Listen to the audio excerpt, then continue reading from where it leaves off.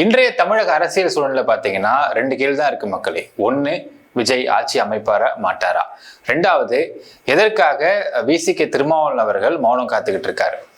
நைட்ல இருந்து பாத்தீங்கன்னா நைட்டு ஒரு மிட் நைட்ல போய் ஸ்டாலின் அவர்கள் சந்திக்கிறாரு. வெளியே வந்து ஒன்றும் சொல்லாம போயிடுறாரு. திரும்ப காலையில அம்பேத்கரோட இடத்துல போய் பார்த்தன்றாரு. அதுக்கப்புறம் வெளியே கூட பிரஸ் மீட்ல வந்து நான் 4 மணிக்கா சொல்றேங்கிறாரு.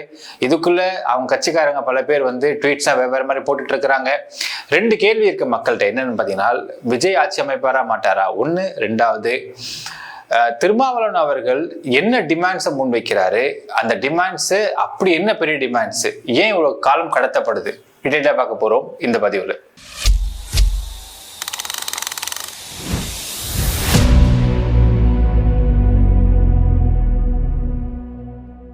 அன்பார்ந்த மக்களுக்கு வணக்கம். நான் உங்கள் கார்த்திக் பிள்ளை and welcome to the K TV. VCK Thirumavalavan அவர்கள் தாவேகாக்கு ஆதரவு கொடுப்பாரா மாட்டாரா அப்படிங்கிற கேள்வி தொடர்ந்து 2 நாளா போயிட்டு இருக்குன்னு சொல்லலாம். இதுல என்னன்னா, நேத்துல இருந்து இந்த ஒரு பரபரப்பு ரொம்ப அதிகமா பத்திக்கிட்டு இருக்கு. எல்லா சேனல்ஸும் பைத்தியமுடைய உரையப்பட்டிருக்கிறாங்க. என்ன பைத்தியம் பிடிச்சும் போலக்கப்ப நமக்கு அப்படின்னு நினைக்கிறாங்க. என்னன்னா, ஒரு 2 கேள்விதான். ஆட்சி அமைப்பாரா விஜய் மாட்டாரா? 2வது கேள்வி, திருமாவளவன் வச்ச டிமாண்ட்ஸ் என்னங்க, அப்படி என்னங்க டிராக் ஆயிட்டு இருக்கு அப்படின்ற கேள்வி. இப்ப டிமாண்ட்ஸ் பத்தி பார்க்க போறோம் மக்களே. ஃபர்ஸ்ட் டிமாண்ட் என்ன சொல்றாங்கன்னா, ஃபர்ஸ்ட் ஃபோர்மோஸ்ட் திங், ஆட்சி அதிகாரத்தில் நாங்கள் பங்கெடுப்போம் ஃபர்ஸ்ட். அடுத்தது, துணை முதலமைச்சராக திருமாவளவன் அவர்களை நீங்கள் ஆக்க வேண்டும். இப்போ துணை முதலமைச்சர் அப்படின்னா அந்த ஒரு வழக்கம் எங்க இருந்து வந்துச்சுன்றத ஃபர்ஸ்ட் பார்த்துருவோம். அதாவது 2009 2011 பாத்தீங்கன்னா திரு எம்.கே. ஸ்டாலின் அவர்கள் டெபுட்டி சிஎம்மா இருந்திருக்கிறார். அங்கிருந்தா இதோடைய வழக்கம் ஆரம்பிக்கப்பட்டுச்சு.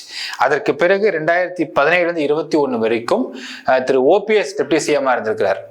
ஸோ இந்த வழக்கம் கஸ்டம் டிஎம்கேல தான் ஆரம்பிக்கப்பட்டுச்சு அப்படிங்கிறத பார்க்குறோம். இப்போ டெப்டி சிஎம்னா என்னங்க ரோல்ஸ் அண்ட் ரெஸ்பான்சிபிலிட்டிஸ் இருக்கு அப்படின்னு பார்த்தீங்கன்னா, ஃபர்ஸ்ட் எடுக்கக்கூடிய டெசிஷன்ஸ்ல வந்து இவர் பங்கெடுப்பு அப்படிங்கிறாரு. அதுதான் மெயின் ரோலா அவர் பார்க்குறாரு. 2வது ரோல் பார்த்தீங்கன்னா, சிஎம் அசிஸ்ட் பண்றது, ஸ்டேட் ரன் பண்றதுக்காக. 3வது, ஒரு இம்பார்ட்டன்ட் போர்ட்ஃபோலியோவுக்கு இவர் மினிஸ்டரா இருப்பார். அது ஃபினான்ஸா இருக்கலாம், ஹோம் மினிஸ்ட்ரியா இருக்கலாம். ஸோ ஏதாவது ஒரு இம்பார்ட்டன்ட் போர்ட்ஃபோலியோக்கு ஒரு மினிஸ்டரா இருப்பாரு அப்படிங்கிறது ஒரு டிமாண்ட்ஸ். அடுத்தது, இந்த ரோல்ஸ் நான் சொல்லிடுறேன் உங்களுக்கு. அடுத்தது, மற்ற மினிஸ்டர்ஸுக்கும் மற்ற டிபார்ட்மெண்ட்ஸையும் கோஆர்டினேட் பண்ற ஒர்க் இவர் தான் இருக்கும். என்ன இருக்காது அப்படின்னு பார்த்தால், சப்போஸ் சிஎம் ரிசைன் பண்ணிட்டாலோ இல்லை சிஎம் இறந்துட்டாலோ டெபுட்டி சிஎம் ஆயிரலாம் அப்படிங்கிறது கிடையாது. ஏன்னா கான்ஸ்டிடியூஷனலி இது ஒரு இந்த மாதிரி ஒரு பதவியே கிடையாது. ஸோ இந்த பதவின்றது ஒரு சைனிங் அத்தாரிட்டி கிடையாது, அசிஸ்டிங் அத்தாரிட்டி மட்டும்தான். ஆனா டெபுட்டி சிஎம் அப்படின்னும் பொழுது ஒரு எக்ஸ்ட்ராவா ஒரு போர்ட்ஃபோலியோக்கு வந்து மினிஸ்டர் ஆக்குறதுனால அந்த ஒரு பந்தோபஸ்து, அந்த ஒரு கான்வாய் எல்லாம் கொடுக்கறதுனால அந்த ஒரு பொறுப்புக்கு ஒரு பவர் இருக்கு அப்படின்னு நினைக்கிறாங்க. பட் சிஎம் இறந்துட்டா டெபுட்டி சிஎம் ஆயிடுவாரான்னா கண்டிப்பா கிடையாது. அடுத்தது, நோ இண்டிபெண்டன்ட் கான்ஸ்டிடியூஷனல் ப்ராசஸ் இவர் கிடையாது, தனி பவர் இவர் கிடையாது. அடுத்தது 3வது, சிஎம் சொன்னாதான் இவர் செயல்பட முடியும், இவரா ஒரு முடிவெடுத்து செயல்பட முடியாது. And this post is not legally mandatory. So இது ஆனா அவர் கேட்கிறாரு, டெபுட்டி சிஎம்மா நான் வரணுன்றது ஒரு டிமாண்ட்ஸா இருக்கு. சரிங்க, இப்ப அடுத்த கேள்வி இருக்கலாம், இவர் தான் வந்து லோக்சபா எம்பியா இருக்காரு சிதம்பரத்துல, இப்ப இங்க சிஎம்மா வந்து அங்க என்ன பண்ணுவாங்க அப்படி கேள்வி வரலாம். அடுத்து என்ன சொல்றாருன்னா, இப்போ விஜய் அவர்கள் 2 தொகுதி ஜெயிச்சிருக்காரு, திருச்சி கிழக்கு, இன்னொன்னு பெரம்பூர். ஸோ திருச்சி கிழக்குலயோ பெரம்பூர்லயோ ரிசைன் பண்ணி ஆகணும். இவர் ரிசைன் பண்ணா அந்த இடத்துல திருமாவளவனை தாவேகா சார்பா நிக்க வச்சு அங்க ஜெயிக்க வைக்கணும். Second demand number 2. இப்போ ரிசைன் பண்ணிட்டு இங்க எம்எல்ஏ ஆயிட்டாருனால் அது எம்பி போஸ்ட் வேக்கண்ட் ஆகும். 6 மாசத்துல அந்த இடத்துல வந்து ஒரு பை எலெக்ஷன் வரும். அங்க விசிகே சார்பா ஒரு ஆளை நிப்பாட்டி அவங்கள வின் பண்ண வைக்கணும். Demand number 3. டிமாண்ட் நம்பர் 4 அப்படிங்கிறதா இங்க ஒரு பெரிய விஷயமாக பார்க்கப்படுகின்றது மக்களை. என்ன நான் சொல்றேன் உங்களுக்கு, legislative act for the SC welfare அப்படிங்கிறது இவர் கேட்கிறார். அதாவது தமிழ்ல பாத்தீங்கன்னா, பட்டியலின மக்களின் நல்வாழ்வுக்கான சட்டசபை சட்டம். இது வந்து ரொம்ப டீடியஸான விஷயம். ஏன்னா இது வந்து பல முறை இவர்கள் கேட்டு அது வந்து நிறைவேற்றாமல் இருக்கப்பட்டுச்சு. ஏன் நிறைவேற்றாமல் இருக்கப்பட்டுச்சு? அப்படின்னு சட்டம் தப்பான சட்டமா அப்படி கேட்டீங்கன்னா, சட்டம் சரிதான், ஆனால் அதில் அமல்படுத்தும் விதத்துல ஏகப்பட்ட தப்பு நடப்பதற்கு வாய்ப்பு இருக்கிறது அப்படின்னு இங்க பாக்குறோம். ஃபர்ஸ்ட் டீடைலா பார்க்கலாம் மக்கள் சட்டத்தை பத்தி. எஸ்சி எஸ்டி நலச்சட்டம் என்ன அப்படின்றத ஃபர்ஸ்ட் பார்த்துருவோம். அதாவது தமிழ்நாட்டுக்குன்னு ஒரு அமௌண்ட்டை ஒதுக்குறாங்க பட்ஜெட்ல. அந்த அமௌண்ட்ல எஸ்சி எஸ்டிக்குன்னு தனியா ஒரு குறிப்பிட்ட பர்சன்டேஜ் ஆஃப் அமௌண்ட்டை ஒதுக்கிடணும். இதான் ஃபர்ஸ்ட் பாயிண்ட். அதை எஸ்சி எஸ்டி சப் பிளான் அப்படின்னு சொல்லுவாங்க. எவ்வளவு சார் காசு வந்துடும் கேட்டீங்கன்னா, ஆயிரக்கணக்கான கோடி ரூபாய் ஒதுக்கப்பட வாய்ப்பு இருக்குது அப்படிங்கிறாங்க. இது முழுக்க முழுக்க இவனுக்கு மட்டுமே செலவிடப்பட வேண்டும். இந்த நிதி வேற திட்டங்களுக்கு மாற்றக்கூடாது. தனியாக கண்காணிப்பு அமைக்கணும். மாவட்ட வாரியாக செயல்பாடை கண்காணிக்கணும். இது எல்லாமே இங்க நடத்தப்பட வேண்டும் அப்படிங்கிறது அந்த எஸ்சி எஸ்டி நலச்சட்டத்துடைய சாராம்சம். சரிங்க, இது வந்தா நல்ல விஷயமா தான் பார்க்க தெரியுது அப்படின்னு கேட்கலாம். இதுக்கு ஃபர்ஸ்ட் பாயிண்ட் என்னன்னா, இது தனியா ஒரு துறை அமைக்கணும். அந்த துறை அமைச்சு தனி வாரியம், தனி போர்டு அமைக்கணும், கண்காணிப்பு ஆணையங்கள் அமைக்கணும், திட்ட அமலாக்க அலுவலகம் அமைக்கணும். இது ஒரு தனி டிபார்ட்மெண்டா செயல்படணும். மாவட்ட கண்காணிப்பு குழு அமைக்கப்படணும். சமூக ஆய்வு குழு அமைக்கப்படணும். அநேகமா இந்த ஒரு போர்ட்போலியோவை இவங்க தரப்புல இன்னொன்னு சொல்ல மறந்துட்டேன். அதாவது இவங்க தரப்புல இன்னொரு டிமாண்ட்ஸ் வச்சிருக்காங்கன்னா இன்னொரு மினிஸ்ட்ரி கேட்டிருக்காங்க. அப்ப டோட்டலா பாத்தீங்கன்னா எப்படி கேட்கறாங்கன்னா 2 மினிஸ்ட்ரி. அதாவது இவர் துணை முதலமைச்சர் தனியா ஒண்ணு, இன்னொரு மினிஸ்ட்ரி 2 மினிஸ்ட்ரி. இந்த இடத்துல எம்பி ஆல்ரெடி விசிகல் எம்பி இருக்காங்க. அந்த எம்பி ரிசைன் பண்ணா இன்னொரு எம்பி அங்க ஆக்கப்படணும். இங்க 3 எம்எல்ஏ கவுண்ட் வந்துடும். அந்த மாதிரி கேட்கறாங்க. ஸோ இப்போ என்ன, இந்த ஒரு மினிஸ்ட்ரியை இவங்களே கையில வச்சுக்க முடியுமான்னு கேட்டா வச்சுக்க முடியும். இப்ப என்னென்ன இன்னொரு கொடுமைன்னு பாத்தீங்கன்னா, இப்படி ஒரு அமைப்பு அமைச்சிட்டாங்கன்னா இதுல ஒப்பந்த அடிப்படையில கான்ட்ராக்ட் பேசிஸ் லேபரர்ஸ் போடணும். அடுத்தது அட்வைசர்ஸ் போடணும், தமிழ்ல ஆலோசகர்கள் சொல்றாங்க. அடுத்தது இன்ஸ்பெக்டர்ஸ் போடணும், ஆய்வாளர்களை போடணும். அடுத்தது கோஆர்டினேட்டர்ஸ், சமூக ஒருங்கிணைப்பாளர்களை போடணும். இது ஒரு தனி டிபார்ட்மெண்டாவே செயல்படும். இதுல பல ஆயிரக்கணக்கான கோடி ரூபாய் தனி பட்ஜெட்டா வருஷம் ஒதுக்கப்பட்டு விடும்.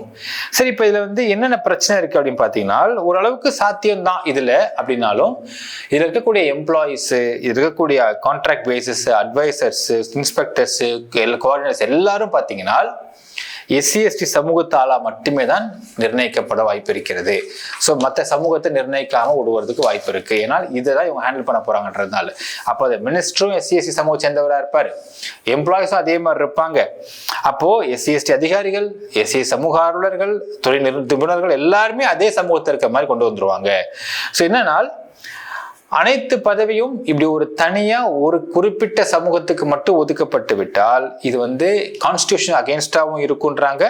இந்த நியமன விதிமுறைகள் தப்பாகுன்றாங்க. நிர்வாகத்துல சமநிலை இருக்காது அப்படின்னு சொல்றாங்க. சரி, இப்ப இதுல விசிகான்ற ஒரு கட்சி பணத்தை கொள்ளையடிக்க முடியுமா அப்படின்னு கேட்டா, இப்ப ஏன் இதை கொண்டு வர முடியாம அரசியல் நிபுணர்கள்லாம் யோசிச்சாங்கன்னு பாத்தீங்கன்னா, ஃபர்ஸ்ட் இது ஒரு குறிப்பிட்ட அரசியல் கட்சிக்கு மட்டும் ஒரு அதிகார வர்க்கமாக மாறுமா அப்படிங்கிறதா அவங்க சந்தேகமே. நிச்சயமா மாறுறதுக்கு தமிழ்நாட்டுல வாய்ப்பு இருக்கு. தமிழ்நாட்டில் இவங்களுக்குன்னு எஸ்சி எஸ்டிக்குன்னு தனியா ஒரு கட்சி, ஜாதி ரீதியான சமூக ரீதியான கட்சி அப்படிங்கிறது பல குட்டி குட்டியா உருவாக்கப்பட்டிருந்தாலும் இவர் தான் ஆக்டிவா இருக்காருன்றதை பார்க்க முடியுது. அப்ப என்ன ஆகும்னா, he becomes a power of it and இந்த மொத்த அமௌண்ட்டையும் ஹேண்டில் பண்ற மாதிரி இருக்கும். அது அதிக ஊழலையும் லஞ்சத்தையும் வழிவகுக்கும் அப்படிங்கிறாங்க. இப்போ மக்கள் மத்தியில் இருக்கிற என்ன பிரச்சனைன்னு பாத்தீங்கன்னா, ஃபர்ஸ்ட் விஷயம், நம்ம ஆக்சுவலா பல வாரியம் இருக்குதுங்க. எல்லா வாரியத்திலையும் அரசியல் தலையீடு கண்டிப்பா இருக்கதான் செய்யுது. ஆனா இதுல மட்டும் என்ன ஆகும்னு பாத்தீங்கன்னா, ஒரு குறிப்பிட்ட சமூகமும் குறிப்பிட்ட கட்சியும் மட்டும் இது ஆக்குபை பண்ற மாதிரி வந்துருங்கிறது தான் இங்க பிரச்சனை. நிதி ஒதுக்கீடு பெரிய அளவு ஆயிரக்கணக்கான கோடி வரதுக்கான வாய்ப்பு இருக்கிறதுனால ஒப்பந்தங்கள் ஆகட்டும், கட்டுமானங்களா இருக்கட்டும், நலத்திட்ட விநியோகங்களா இருக்கட்டும், என்ஜிஓ புதுசா உருவாக்குறதா இருக்கட்டும், எல்லாத்துலயுமே தப்பு நடக்கிறதுக்கு அதிக வாய்ப்பு இருக்கு அப்படின்னு தான் இங்க எல்லாரும் அஞ்சுறாங்க. இப்போ இதுதான் ஒரு செக் பாயிண்டா இருக்கு. இவங்க சொல்லக்கூடிய இந்த ஒரு வாரியம் வெல்ஃபேர் கமிட்டின்றது இந்த ஒரு பிரச்சனைக்கு உட்பட்டு இருக்கு. ஸோ இது ஒரு குறிப்பிட்ட சமூக அடிப்படையில மட்டும் தனி நிர்வாக அமைப்புகள் உருவாகிற மாதிரி அமைஞ்சிடும். இது ஒரு அரசியல் செல்வாக்கு அதிகரிக்கிறதுக்கான வாய்ப்பு இருக்கு. ஸோ விசிகா அப்படிங்கிற கட்சி செம ஸ்ட்ராங்குப்பா. எப்படிப்பான்னா, அப்ப அந்த நலத்திட்ட ஃபுல்லாக கைதான்ப்பா இருக்கு, பணம் பயங்கரமா இருக்குப்பா, பல ஆயிரம் கோடி வருதுப்பா வருஷம் அப்படிங்கிறத கொண்டு வந்துட முடியுமா அப்படின்ற மாதிரி வந்துருமோன்றதுதான் இங்க அச்சமே. சட்டம் நல்ல சட்டம் தான். ஆனால் நிர்வாகம் அமல்படுத்தும் முறையில தான் பிரச்சனையே இருக்கு அப்படிங்கிறத இங்க சொல்றாங்க. ஸோ நல்ல நிர்வாகம் ஒரு வேலை இருந்தால் இதை வந்து மிக்ஸ்டு சமூகத்தால உள்ள போட்டா, ஒரு ரிட்டையர்ட் ஜட்ஜு வேற சமூகத்தால உள்ள வச்சிருந்தா, அண்ட் அதுல உள்ள இருக்கக்கூடிய அந்த ஒரு கோஆர்டினேட்டர், அந்த ஒரு சீஃப் பீப்புள் வந்து தொடர்ந்து மாறிக்கிட்டே இருக்க மாதிரி பண்ணா, இதுல வந்து டைட்டான ஒரு கோஆர்டினேஷன் அண்ட் டைட்டான இன்ஸ்பெக்ஷன் இருந்தா இது நல்ல திட்டமாக இருக்கும். ஃபர்ஸ்ட் நிதி வெளிப்படைத்தன்மை இருக்கணும். அடுத்தது உண்மை பயனாளிகளுக்கு மறுதிட்டங்கள் போய் சேரணும். அடுத்தது கிராம நிலை கண்காணிப்பு அதிகரிக்கணும், ஏன்னா அங்கதான் தப்பே அதிகமாக நடக்க வாய்ப்பு இருக்கும். அடுத்தது கல்வி, வீடு, வேலைக்கு வாய்ப்புகள் மேம்படும், அதில் டவுட்டே கிடையாது. ஆனால் இது ஒரு மோசமான அரசியல் தலையீடு வந்து உள்ள வந்துருச்சு அப்படின்னால் ஒப்பந்தங்கள்ல ஏகப்பட்ட ஊழல் நடக்கிறதுக்கு வாய்ப்பு இருக்கு. ஊழல் புரண்டோடும். ஒரு கட்சி ஆதிக்கம் அதிகமாகும், என்ஜிஓக்கள், போலி என்ஜிஓக்கள் அதிகமாகும், ஆதரவாளர்கள் நியமனம் பண்ணுவாங்க, தேவையான ஆட்களை நியமனம் பண்ணிப்பாங்க, பணத்தை இஷ்டத்துக்கும் வாரி சுருட்டுவாங்க, யாருக்கே கேள்விக்கு ஆளியல்ன்ற மாதிரி பண்ணுவாங்க. ஏன்னா இன்னொரு விஷயம் பாருங்க, இப்படி கேள்வி கேட்டா நம்ம ஆளு சொல்றோம் மக்களே, SC/ST ஆக்ட் அப்படிங்கிறது தமிழ்நாட்டில் மட்டும் இல்ல, முக்கியமா தமிழ்நாட்டில் ரொம்பவே ஒரு தப்பான ஃபேஸ்ல இருக்கு. நான் வந்து ஒரு போலீஸ்கார்ட்ட பேசுறப்ப கேட்டார், ஒரு 100 கேஸ் SC/ST பதிவாகுதுன்னா 99 கேஸ் ஃபேக், உண்மை இல்லை. இப்போ யாராவது எதிர்த்து கேள்வி கேட்டான்னு வச்சுக்கோங்க, இந்த இடத்துல அவன் மேல இவங்க தேவையெல்லாம் வந்து வம்பிழுத்து தேவையெல்லாம் பிரச்சனை பண்ணி SC/ST கேஸ் போட வைக்கணும்னு சொல்லி, ஏன்னா துணை முதலமைச்சர் தான் வந்து திருமாவளவன் இருக்காரு. இப்போ நீங்க யோசிச்சு பாருங்களேன், ஒரு சின்ன ஆம்பியன்ஸு இப்படி வாரியம் அமைக்கிறாங்க, அமைச்சு இந்த மாதிரி காசு புரண்டோடி இடத்துல இருக்கிறாங்க. இப்போ வெளிப்படைத்தன்மை என்ன ஒருத்தன் கேள்வி கேட்கறான்னு வச்சுக்கோங்களேன், கேள்வி கேட்டானா அவன் வீட்டுக்கு முன்னாடி போய் நின்று பிரச்சனை பண்றது, இவங்களே பிரச்சனை பண்ணி அவன் திருப்பி கேட்டுட்டான்னு வச்சுக்கோங்களேன், உடனடியாக வந்து என்னை வந்து அசிங்கமாக திட்டான், என்னை வந்து ஜாதி வச்சு திட்டான்னு சொல்லி உடனே ஒரு கேஸை போட்டு வைக்கிறது, வச்சுட்டு SC/ST ஆக்டை போடுறது. இந்த மாதிரியாக இவர்கள் இந்த இடத்துல எக்ஸ்ட்ரீம் அட்ராசிட்டி பண்றதுக்கான ஒரு பெரிய வாய்ப்பு தான் இந்த வெல்ஃபேர் கமிட்டி, இதுல நோ டவுட். ஏன்னால் தமிழ்நாட்டில் இதை பலமுறை விவாதிக்கப்பட்டு பல அரசியல் ஆலோசகர்கள், பல அரசியல்ல வந்து பணந்தண்ணி கொட்ட போட்டவங்கலாம் இது இந்த மாதிரி கொண்டு வந்து இது விட்டுடும், இது இப்படி விட்டுடுச்சுன்னா இது ஒரு பெரிய பிரச்சனையா மாறிடும் தமிழ்நாட்டில், இது வந்து லா அண்ட் ஆர்டர் இஷ்யூவா மாற வாய்ப்பு இருக்கும் அப்படிங்கிறதுனால தான் இதெல்லாம் கொண்டு வரப்படல. தமிழ்நாட்டில் 2-3 ஸ்டேட்ல இருக்குன்றாங்க, பட் நிர்வாகம் ரொம்ப ரொம்ப ப்ராப்பரா இருக்கு. இங்க நிர்வாகம் ப்ராப்பரா இருக்குமா அப்படிங்கிறது பெரிய சந்தேகமா இருக்கு. ஸோ இதுதான் இவங்க சொல்ற இந்த வெல்ஃபேர் கமிட்டி மக்களே. அதாவது திட்டங்கள் நல்லதாக இருந்தாலும் செயல்படுத்தக்கூடிய ஆட்கள் தப்பாக இருந்தாமே ஆனால் இது பெரிய பிரச்சனை கொண்டு பண்ணி விட்டுரும். இந்த பவர் தான் அவங்க எதிர்பார்க்குறாங்க விசிகா. இதற்குத்தான் விஜய் ஆமா சொல்றாரா இல்லை சொல்றாரான்னு ஒன்றும் புரியல. 4 மணிக்கு சொல்றேன் இருக்காரு திருமாவளவன் அவர்கள். அவங்களுடைய இதை என்னன்னா ஒரு விஷயம் புரியுது மக்களே, அதாவது இவருக்கு ஆதரவு விசிகா தரப்புல இருந்து தாவேகா கொடுத்துருவாங்க ஆட்சி அமைக்கிறதுக்கு, நோ டவுட். ஒரு விஷயம் பாருங்களேன், எவ்வளவு டீசென்டான பீப்புள் பாருங்களேன் கம்யூனிஸ்ட். அதாவது சில இடங்கள்ல நம்ம கம்யூனிஸ்டை விமர்சிச்சிருக்கோம், பல இடங்கள் தப்பு பண்ணியிருக்காங்கன்னு விமர்சிச்சிருக்கோம். ஆனா இந்த இடத்துல நம்ம விஷயம் பாராட்டணும் என்னன்னா, இன்னொரு மறு தேர்தல் வர வேண்டிய தேவை இங்க இருக்கக்கூடாதுன்றதுனால மட்டுமே நாங்கள் வெளியிருந்து ஆதரவு கொடுக்கிறோம் அப்படின்னு கம்யூனிஸ்ட் ரொம்ப டீசென்டா ஒதுங்கிட்டாங்க. இந்தியன் யூனியன் முஸ்லீம் லீக் IUML பார்த்தீங்கன்னா முஸ்லீம் லீகை பொறுத்தளவுக்கு ஃபர்ஸ்ட் ஆதரவு தரேன்னாங்க, அதுக்கப்புறம் நான் தரவே மாட்டேங்க, நான் DMK கூட கன்டினியூ பண்ணிக்கிறேன் விட்டுருங்கன்ட்டாங்க. இப்போ உங்களுக்கு எலெக்ஷனுக்கு முன்னாடி பார்த்தீங்கன்னா விஜயை பத்தி திருமாவளவன் அவ்வளோ விமர்சிச்சிருக்காரு, விசி கட்சிக்காரர் அவங்கள விமர்சிச்சிருக்காங்க, அவ்வளோ விமர்சனம் போயிருக்கா அவர் விஜய் எதிர்த்து.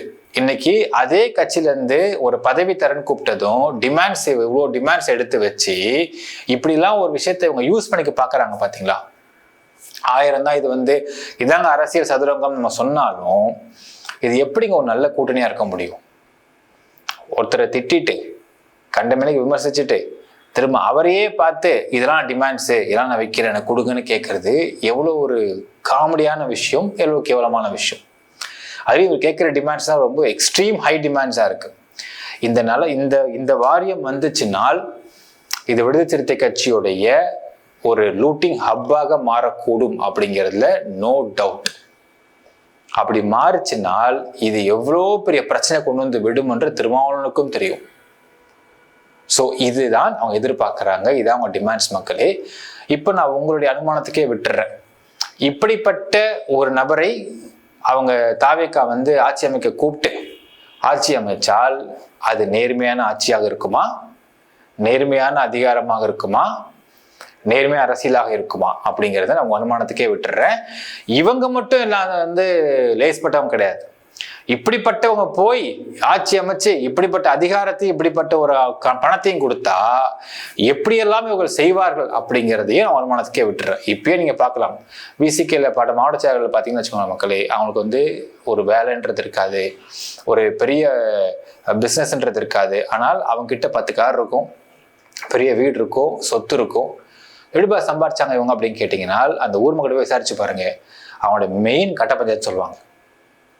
இப்போ இப்படிப்பட்ட வாரியத்தை சேர்த்து கொடுத்துட்டு ஆயிரக்கணக்கான கோடி பணம் அதில் புழங்குச்சு அப்படின்னா எப்படி அதற்காக அடித்துக் கொள்வாங்க அப்படின்றத நான் உங்க மனத்துக்கே விட்டுறேன். எனக்கு கமெண்ட்ல மென்ஷன் பண்ணுங்க மக்களே. நன்றி, வணக்கம்.